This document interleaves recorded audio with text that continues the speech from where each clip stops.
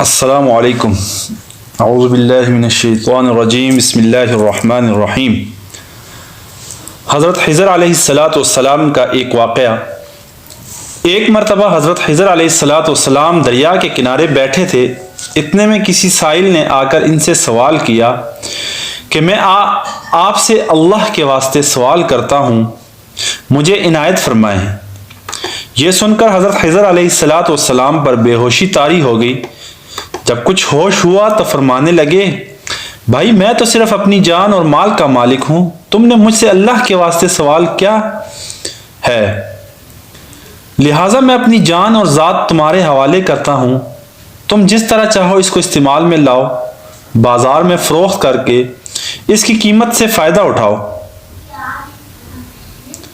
چنانچہ سائل نے ان کو بازار لے گئے اور ایک شخص ساہم بن ارقم کے ہاتھ ان کو فروخت کر دیا۔ یہ خریدار ان کو اپنے گھر لے گیا، جس کی پشت پر اس کا ایک باغ تھا۔ چنانچہ ساہم نے حضرت خضر علیہ السلام کو ایک کدال دے کر کہا کہ اس سامنے والے پہاڑ جو 3 مربع میل رقبے میں واقع تھا، مٹی کاٹ کاٹ کر باغ میں ڈالتے رہو۔ اور یہ حکم دے کر ساہم اپنی کسی ضرورت سے کہیں چلا گیا اور حضرت خضر علیہ السلام اس پہاڑ سے مٹی کاٹ کاٹ کر باغ میں ڈالنے لگے۔ جب ساہم واپس آیا تو اس نے گھر والوں سے دریافت کیا، تم نے غلام کو کھانا بھی کھلایا یا نہیں؟ گھر والوں نے جواب دیا کہ ہمیں معلوم نہیں، غلام کہاں ہے؟ یہ سن کر جب ساہم خود کھانا لے کر باغ میں آیا تو اس نے دیکھا کہ وہ غلام یعنی حضرت خضر علیہ السلام تمام پہاڑ کی مٹی کاٹ کر ڈال چکے تھے اور اپنے کام سے فارغ ہو کر اپنے مولا حقیقی کی عبادت میں مصروف تھے۔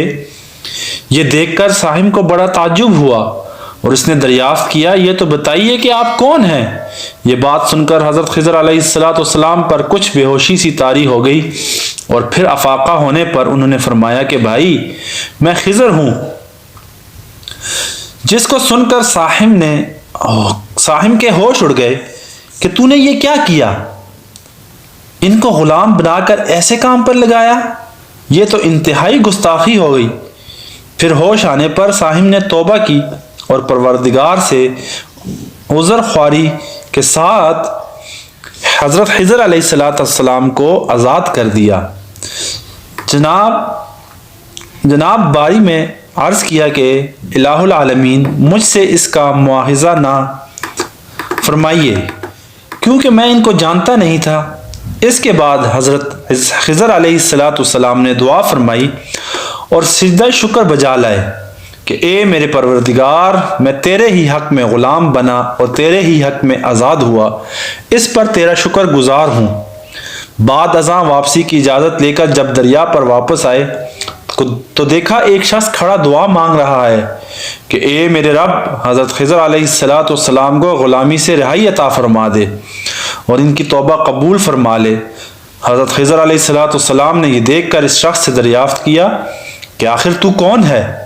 تو اس شخص نے بتایا کہ میں تو شازون ہوں، آپ کون ہیں؟ انہوں نے فرمایا کہ میں خضر ہوں۔ اس کے بعد شازون نے کہا، اے خضر، تم نے اپنے لیے رہنے کا مکان بنا کر دنیا طلب کی ہے، کیونکہ حضرت خضر علیہ السلام کا دریا کے کنارے پر ایک عبادت خانہ تھا۔ بس یہ سن کر وہ فوراً میدان میں نکل آئے اور وہیں اللہ کی عبادت میں مصروف ہو گئے۔ اس کے بعد حضرت خضر علیہ السلام نے اسی جگہ ایک درخت لگایا اور اس کے سائے میں عبادت شروع کی تو آواز آئی، اے خضر، جب تم نے درخت کے سائے میں سجدہ کیا تو تم نے دنیا کو آخرت پر ترجیح دی۔ مجھے اپنی عزت اور جلال کی قسم ہے، مجھے دنیا کی محبت میں رضامندی نہیں ہے۔ اس کے بعد حضرت خضر علیہ السلام نے شازون فرشتے سے کہا کہ اے شازون، دعا کرو کہ اللہ تعالیٰ میری توبہ قبول فرمائے۔ چنانچہ شازون نے دعا کی اور اللہ تعالیٰ نے شازون کی برکت سے حضرت خضر علیہ السلام کی توبہ قبول فرمائی۔ حاصل، خدا کے برگزیدہ بندے اسی حالت میں راضی رہتے ہیں جو اللہ کو منظور ہو۔ بے شک ہماری فلاح بھی اسی میں ہے کہ زندگی کے ہر موڑ پر آنے والے ہر پیچ و خم میں ہم راضی برضا رہیں، اللہ تعالیٰ کی چاہت کو سامنے رکھ کر زندگی گزاریں۔ دعا ہے کہ اللہ تعالی ہمیں اس واقعے سے سبق حاصل کر کے نیک بننے کی توفیق عطا فرمائے، آمین یا رب العالمین۔